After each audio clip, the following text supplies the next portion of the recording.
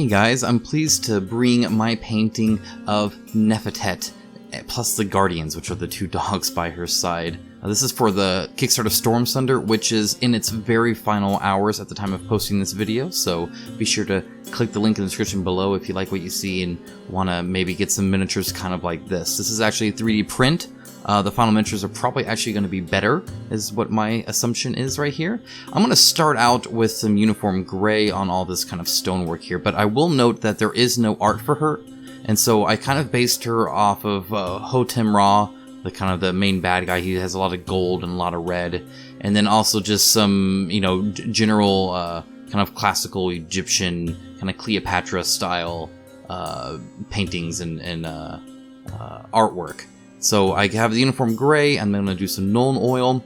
And one of the reasons I did this as uniform gray instead of, you know, maybe some sandstone or anything like that, because, you know, you could do all sorts of different things, is mainly because the gray is fairly neutral. And unlike a lot of my miniatures where I have art from the game and I'm just trying to match that, or I have like this grand plan of how I'm going to base it and everything like that, I didn't have a solid plan with her, and so I kind of played it by ear. You'll see me change colors a few times. I'll note when I do that, but for the most part, I just kind of wanted to start getting paint on, kind of like starting with a blank page, right? So you have this like blank page and you're trying to write something. Well, you get in some words on there, even if you change the words later, it can kind of help. So I kind of wanted this kind of base to be kind of this general gray. Now I got emerald out here, and this was kind of on purpose. First of all, I love the color. It's a fantastic color, and I don't get to paint it enough. But she has 3 pillows here, and I knew I wanted to have a lot of red and a lot of gold, and all that's warm colored, right? So we have kind of the reddish orange gold. We have the red on her like armor and hat and stuff like that we're going to do. I wanted this throw to be red as well. And so I wanted to kind of clash that a little bit with a cool color, you know, which are in the blues, but kind of complement the red. And so I went with emerald, which is kind of a green blue. So I kind of get the best of both worlds there. And at this point, you don't have to be too careful, right? We have a little bit of a wash on the gray, but otherwise nothing else is painted, so you can just kind of generally go. We're not doing dark colors here. Next is ATHONIAN CAMOSHADE, and with that again, I'm just kind of throwing it down there and getting in all the creases. First of all, this is a very impressive 3D print. I've been really impressed with not just the sculpt design, but just the quality of all the stuff that they've handed me so far. This is definitely really nice. Now, these miniatures are kind of heavy in the details, and so it does take longer to paint, depending on how much you do. So you could do it all one gold. I'm going to use multiple golds. You can do all one brown. I use multiple browns. It just kind of depends on what you do. I use like 3 different oranges. You could use 1 orange. So as always, you get what you put into the miniature, and you can put as much or as little effort as possible. This is Screaming Skull, by the way, on the skulls. Pretty much anytime I do bone, I do Screaming Skull, Agrax Earthshade, and then Screaming Skull again as a highlight. You'll see me do that here. You'll see me do that in many of my videos. It's my go-to. Works every time. I love it. I don't prefer the kind of bleached white bone. Kind of, I like it look a little bit more fresh, I guess you could say. Anyway, I guess what I'm saying is you'll see me use a lot of different colors, and if you add more, that's always good, because it just adds visual variety to it, even if you don't necessarily note, hey, there's 4 different oranges there. Your eye will kind of catch that detail, and internally you'll kind of comprehend it as just a little bit more of a realistic, a little bit more complex imagery, as opposed to just 3 colors or something like that. There's the Agrax Earthshade, like I said, let that pull into those eye sockets and the jaw bone line and all that kind of good stuff there.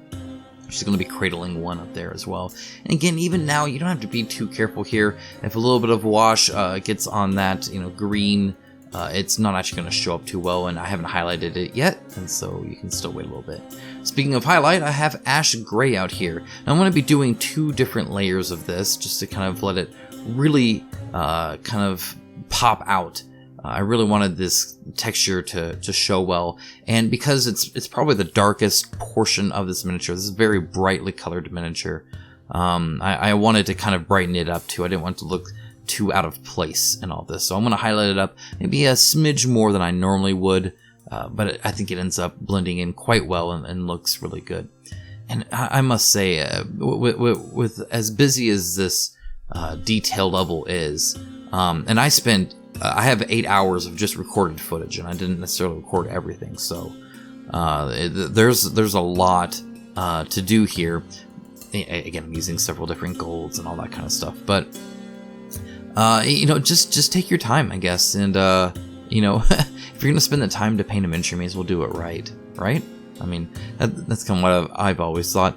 So anyway, yeah, just doing my second layer here. You can kind of see what I'm doing, outlining all the details, giving some general kind of lighting, and more or less just making these different shapes pop out and be distinct from one another. So when you look at it on the table, on the board, much farther away, much smaller than this. Trust me, unless you're watching this on a phone, the miniature is much smaller than how you're seeing this. You can see it from the table, and you can tell the difference in the kind of the textures and shapes and whatnot. Next up, like I said, Screaming Skull. This is heavily watered down, and we're just adding a highlight here. This helps it look a little bit more smooth and really allows the structure of the skull really pop out, so you can see that jawline and those eye sockets really pop just with the higher contrast.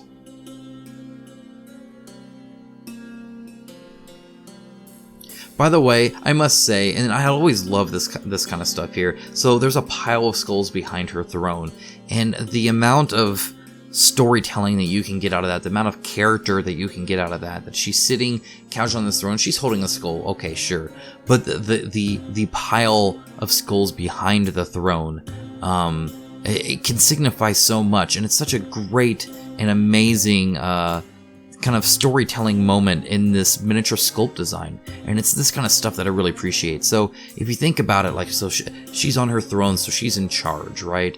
But you can see what she's built this off of, what's behind her, what's in the past. There's all this violence and all these skulls literally put behind her to as if like that's how she got where she is. That she was dangerous in the you can read into that. You could make your own kind of mental stories or mental notes about who she is and who her character is.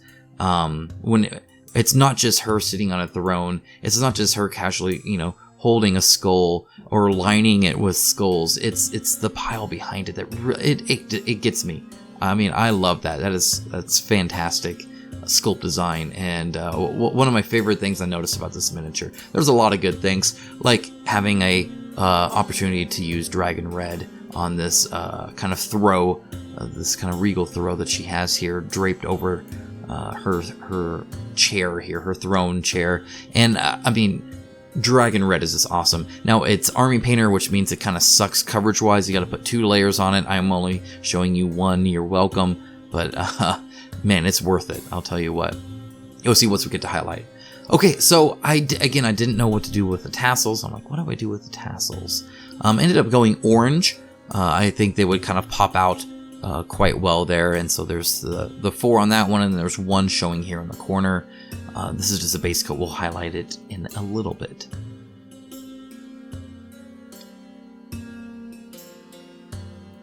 Alright, now we got the Carriburg Crimson out. Carroburg Crimson. I don't know exactly how to pronounce it. Either way, you just throw it on all the red. Again, I'm getting a little bit on her armor. It's fine. You have to be super careful. By the time you get to the highlighted part, obviously, you don't want to get a whole bunch of red on there. But you could always touch it up if needed. But, you got to balance the being careful and doing touch-up and going, slower with being careful, or going fast and then having to touch up.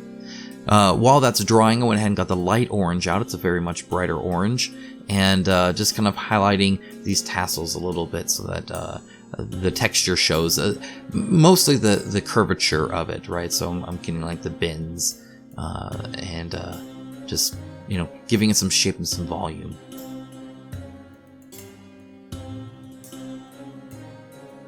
Alright, next up is Greedy Gold. Okay, so about this. First of all, there's all the detail Even like underneath the legs of the Guardians to her left and right, there's some chair there that you can get.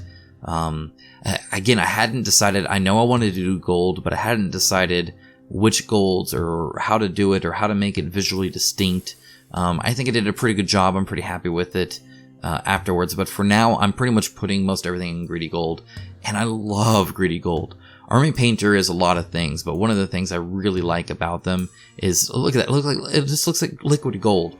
Like, I love it. Anyway, is their metallics, because they're shiny, not glittery.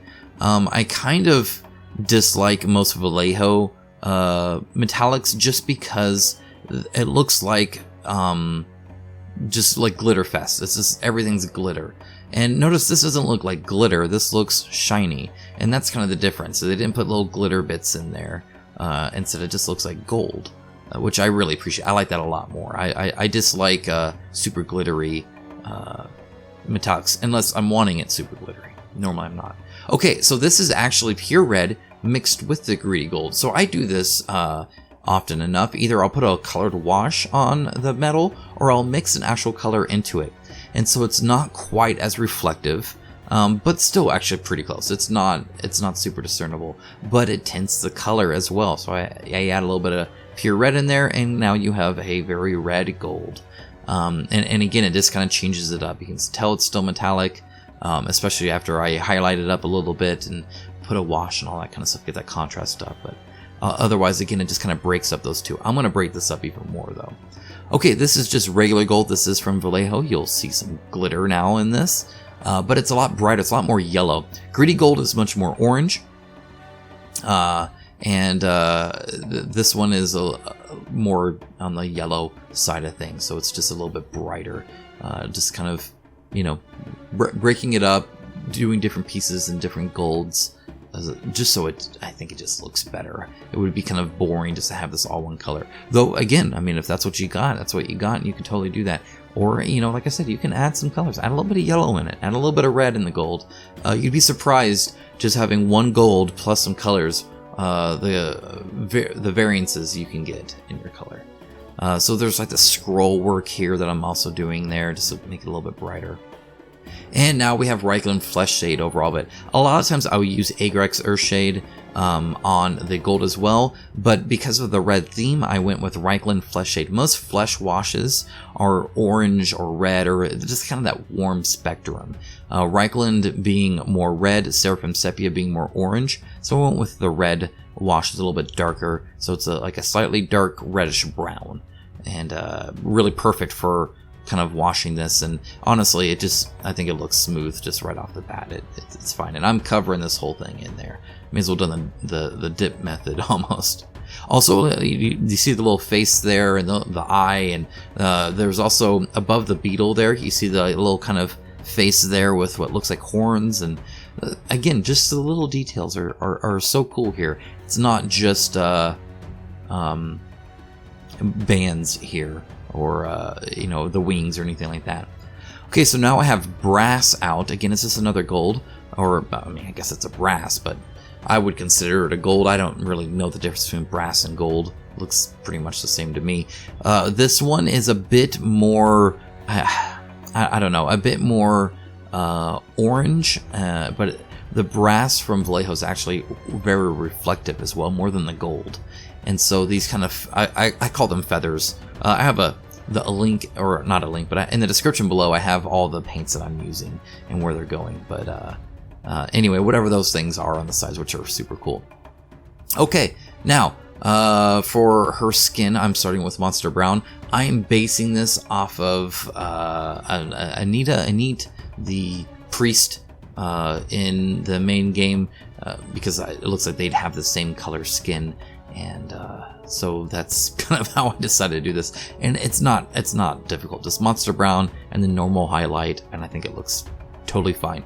One thing to note, again, without the art, I'm kind of having to make assumptions on a lot of things. So for instance, she has these bands on her stomach and then no belly button. So I'm assuming in between those bands is some kind of fabric. But then on the sides, it looks more in depth. So it almost looks like her sides would be that skin. So I painted it skin, but who knows.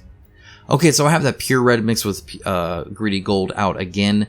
This is after the wash, and what I'm doing is I'm going over all the ridges and painting that in again. It's going to make the color a little bit more vibrant and also have it more reflective because the wash will dull the reflectivity of it. Now I'm going to varnish this as a matte varnish anyway. You'll see how that looks like at the end of the video. Add a little bit of white into Monster Brown, you got your highlight for the skin.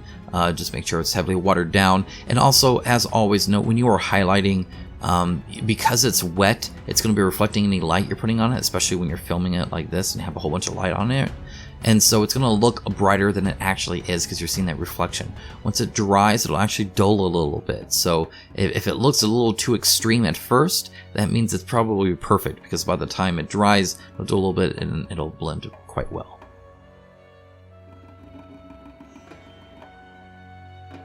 Now, I must say, I mean, she has actual cheekbones, she has a brow, she has a chin, she has a lip, she has a nose, she has sculpted eyes. I was super impressed with, again, just the sculpt detail on these are insane. Not just the design, right? I already talked about like the skulls behind and everything like that. Not just and how casual she is on her throne, I think is also quite important. You know, there's a pillow on the floor and she's just kind of slouching. Not only the design, but just the implementation, right? The actual detail level of that design. Quite impressive. Okay, so for her makeup, I'm using black gray. Typically, you don't want to do pure blacks or pure whites. You'll notice this looks plenty black because there's no black to compare it to, so it looks black. You know, nobody would say that's black gray looking at it. Though you know the secret is because it's so dark compared to the others. Same with, I'm going to use ivory a lot here, and you're going to notice ivory looks fairly white, and that's kind of the whole point. It's not white, like Snow White, but it is a white color, and it works well. Okay, so then here's ivory. Again, looks white, especially next to that black gray, right? But that's not black, and that's not white. Ivory for her little eyes, and then off camera, I apologize, I put a green tint to them. I'm happy with it. It's not my best work, but you know, I'm sure you guys have struggled with the eyes as well, especially these are tiny eyes because it's all true scale. So her true scale means that her hands aren't super big, her head isn't super big. Heroic scale or legendary scale would be that.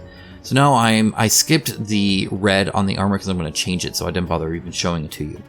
But I am doing this gold trim work as well, tying that into there. I will be adding a little bit of silver to kind of liven things up later on.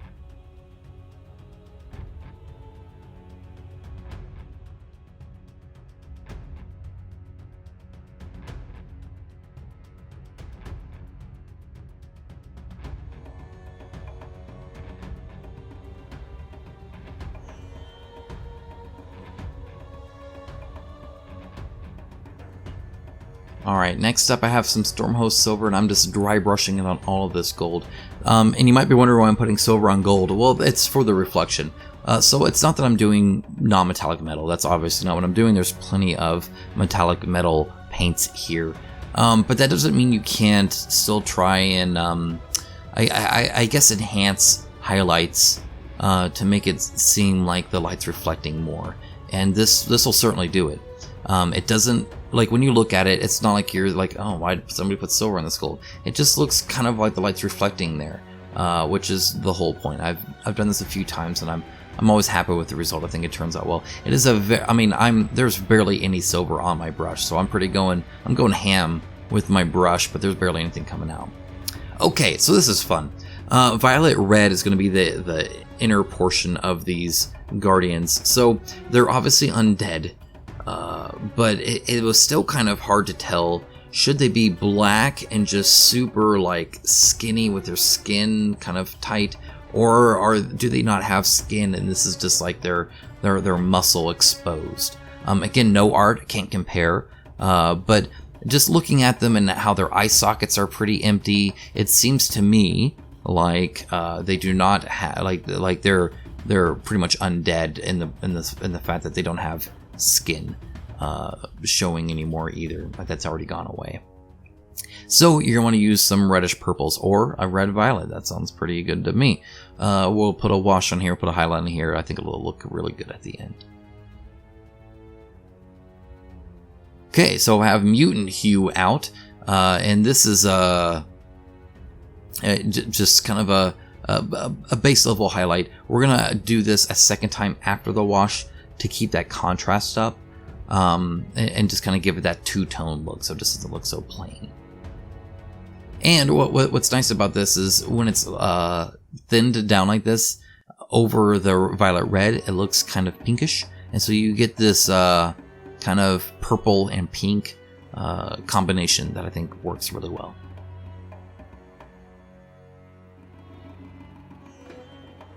Now you might think I'm going really heavy on this highlight, but again, we're going to put a wash on here, and when you highlight and then put a wash as opposed to wash then put a highlight, it helps kind of put everything together. If you're ever doing your highlights and you feel they're too much contrast, think about maybe just putting a wash on it. You'll be surprised how much that'll blend the two together.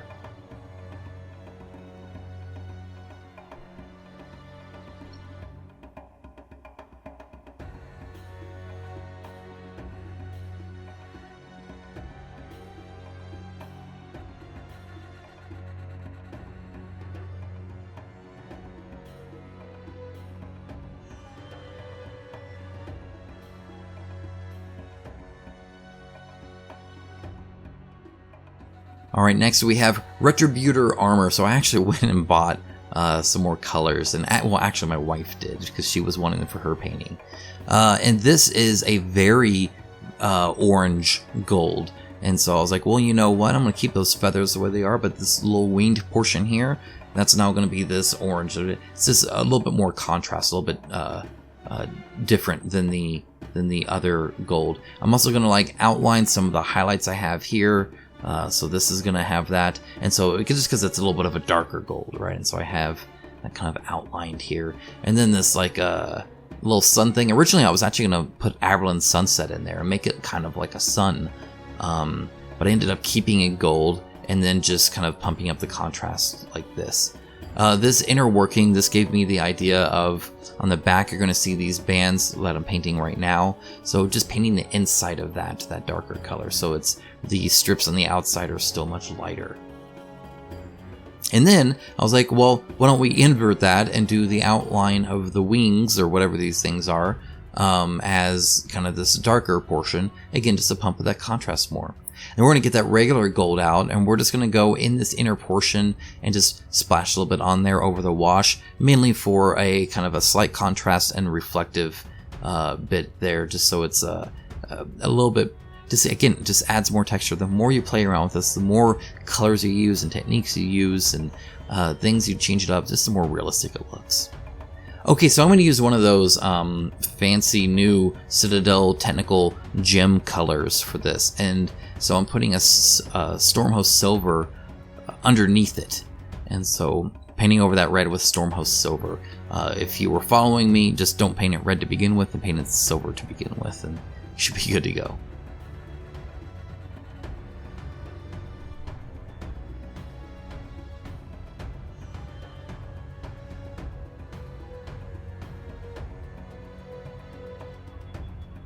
Alright, next up we have that SPIRITSTONE red, and like I said, this is the new technical kind of gem paint that they have. Obviously I'm not painting gems, and so I'm not using the exact same technique. I'm not like, you know, pulling up or down and doing a reflection point or anything like that. Really, I just wanted it to be kind of shiny, quite vibrant, kind of like it's armor, and then I wanted to try it out, so sue me. Okay, so now we're finally highlighting the red throw here. This is one of my favorite portions of the video and the miniature. I have pure red out, which to me always looked a little kind of an orange red, and really what that means is it leads into orange very well, and you don't want to go, when highlighting red, you don't want to go too pink, right? So you don't want to add too much white, but you don't want to add too much yellow and get orange, or at least you don't want it to look orange by the end of it, right? So you got to be careful with your highlights on red, and kind of if you can start with the darker red, so you can highlight first like this in red, helps a lot. So then your extreme highlights are orange. still get that contrast without it looking like an orange throw versus a red throw. So like right now, I think this looks great. But from table distance, it's still not enough contrast. You're still not going to be able to really see that very well. So we get this clear orange. It's a darker orange. I have brighter ones, as you saw in the tassels. It's like the next step where this is now orange, but it's closer to red. And this is just to, as you can see, pump up that contrast a little bit, and then mainly only focus on the portions that need that texture, that volume shown. So you don't necessarily have to go everywhere, though you can. You know, there's nothing really wrong with that. But just kind of, again, making it to where you can really see these folds and these kind of draping over everything.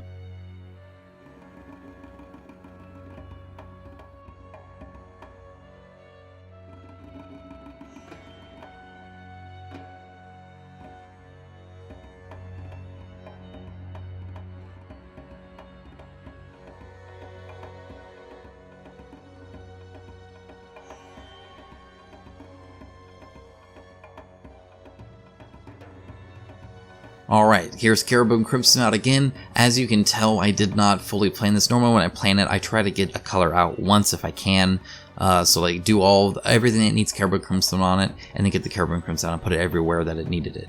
But as I'm playing this by ear, as I didn't plan it as much as others, because it was a little bit more freeform, a little bit more naturally evolving, I just, you know, I got it out twice, so sue me. And as you can see, it's really diluting that highlight as well. That was like this kind of bright pink is now not. So I had not decided what to do the trim on the throw for a long time, and finally decided to do one of my favorite colors, AVERLAND Sunset, and then I'm going to highlight it up even with some Dorn Yellow afterwards, and it'll look really, really good.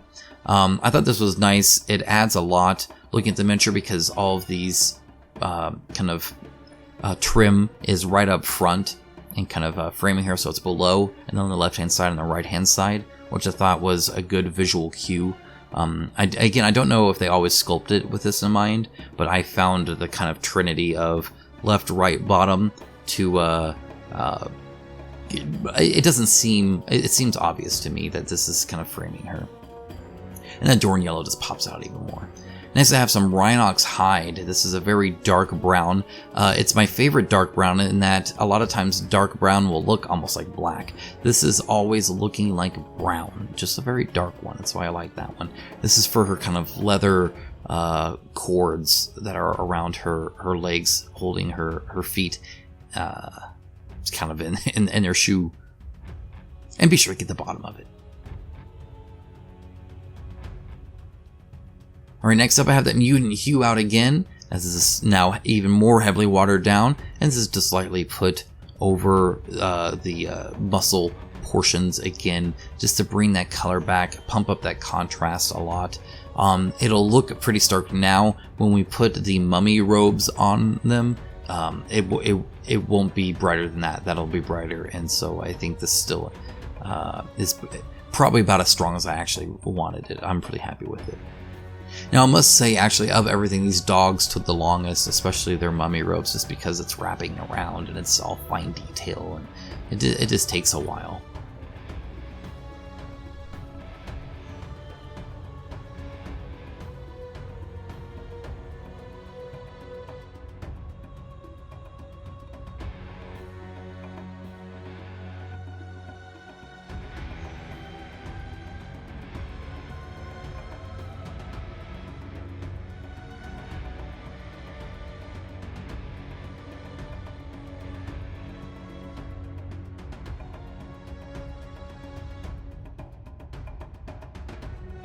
Alright, now for another fun one. This is jungle green mixed with shining silver. So she has these two snakes that I didn't even notice when I was first holding the miniature on the kind of the armrest portion of her throne, which is super cool. And there's that beetle in the back, and I'm also going to do.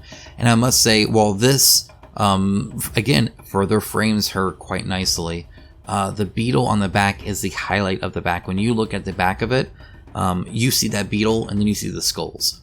which is kind of perfect because the beetle's up high and the skulls are down low, so you kind of get that encompassing look there, and it's all framed in pretty much gold, which is nice, especially with the gold coming down below the skulls as well.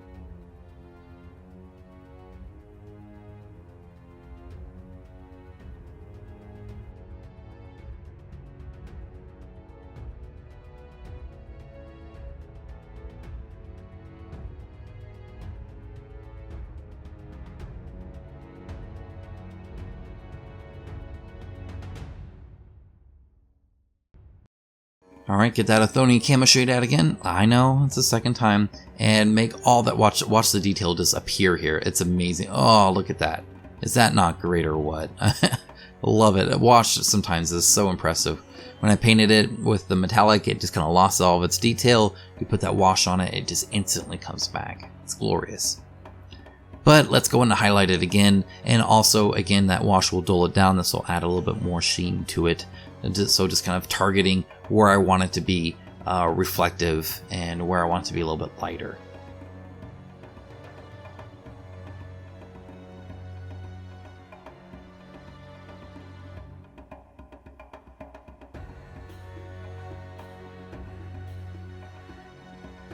Alright, next up we're using buff for the base coat of the robes here. This was the longest portion of the painting experience. This took a very long time, I'm not going to lie. It's all fine detail work. You just have to be slow and careful, and there are so many of them, and then there's a second dog on top of that, plus they're on her arms, and it's all wrapped around, and it's just, there's a lot.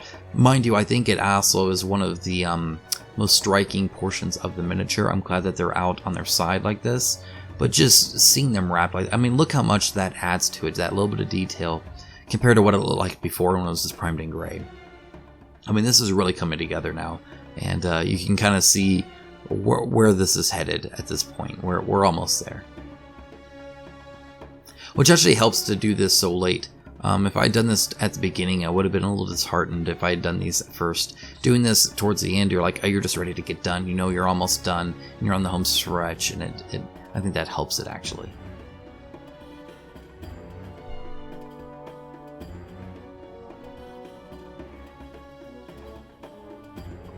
I always felt having it on her arms was smart because it kind of ties her to these undead dogs in a way. Like, there's no reason for her to have mummy robes or bandages on, but she has them, but just on her arms, which just kind of lets her seem like she belongs, which I really like.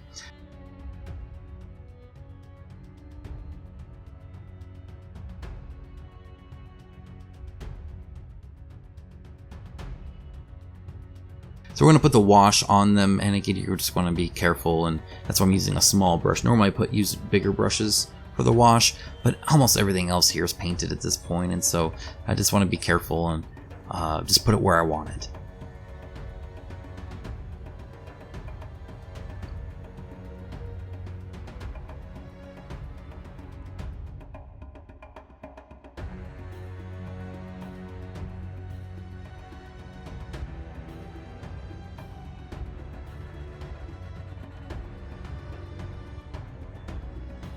Alright, so now I've finally decided, again I hadn't decided yet, on what to paint her shirt thing, and I'm using ivory.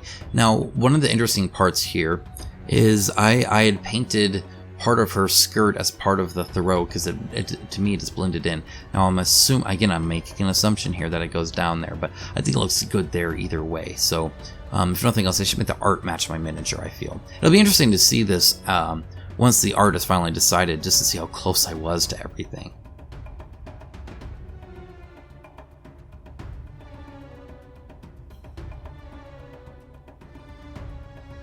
One of the reasons I like putting ivory on her right here is, first of all, it matched a picture of Cleopatra that I had found that I thought looked nice. But also, again, it's literally the center of the miniature, both in height and, you know, like, it's just literally dead center. And so having this kind of white strip from the bottom all the way to her face kind of helps draw the eye towards that bright color, and then you kind of just, you know, see her face from there and just go from there and appreciate the whole miniature.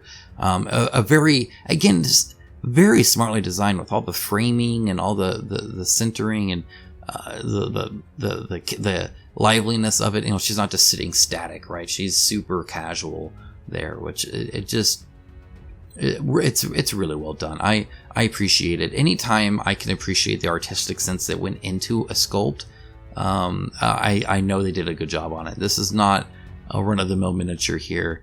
And honestly, you know, anybody can print with really good detail. Anybody can get the detail. If you have a sculptor with enough time on his hands, he can get the detail on a miniature. But the sculpt design, the actual artistic expression of the miniature, is something you can't. That's skill. That is something you either have or you don't. And I personally believe that Stormsunder has it. This is, I mean, again, they just excite me, right? They're right up there with Dawn of Madness and Limbo Eternal War when it comes to the just smart sculpt design. Okay, so aptly named mummy robes I'm using. I didn't use it because of the name though, I promise. It's just slightly brighter than the buff, and I wanted to jump up because I knew I didn't have enough room to build up a highlight because these are so small. I wanted to instantly jump from a shaded ivory to mummy robes, which is actually slightly brighter, and so it just kind of has a good contrast that I like. And it didn't hurt that it was named a mummy robes.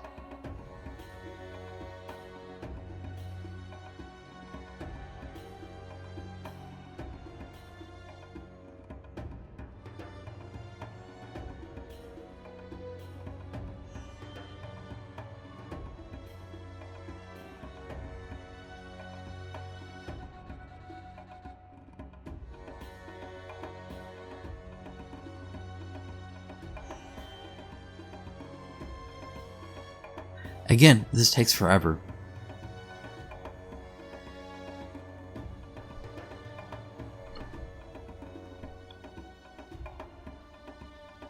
Alright guys, what if I was to tell you this is the last one I'm doing here? I'm getting Ivory back out and highlighting back in her cloth dress thingy. I don't know, a tunic, whatever.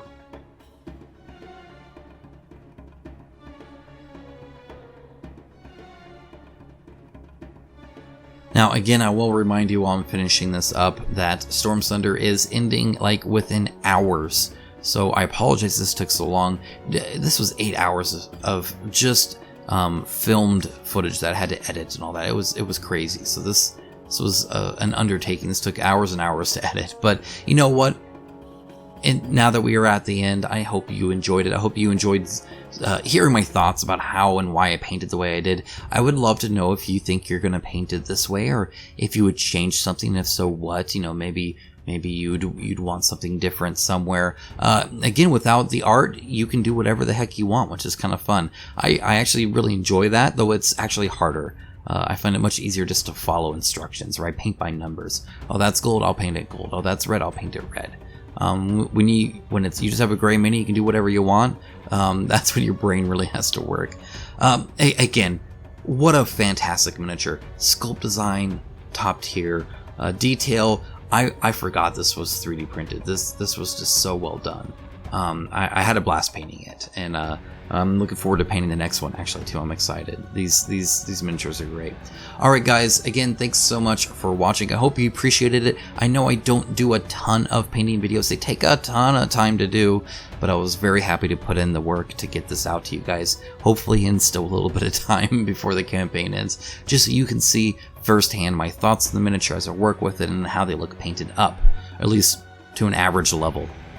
As always, a huge shout out to my patrons. Without them, I would not be doing the amount of videos and the amount of work and covering the amount of content that I would. It just would not be possible, especially to the quality that I do it. So thank you to them and my YouTube members. You guys are super awesome and supportive. You as a community are awesome and supportive, and I always appreciate talking to you, whether we agree or disagree or discuss things or not. Or I love having you all here, so thanks so much for being here. In fact, actually, with some of my patrons at the top level, I'll be playing Stormsunder with them over the weekend, so looking forward to that. I get to play Stormsunder for a third time. Alright guys, have a wonderful weekend yourself. I will be doing another video here as soon as I can with kind of a talking point or an unboxing. I haven't decided yet. So let me know in the comments below which one you'd rather have, a Kickstarter talking point video or an unboxing of some really cool minis. Alright guys, thanks so much for watching, and I'll talk to you soon.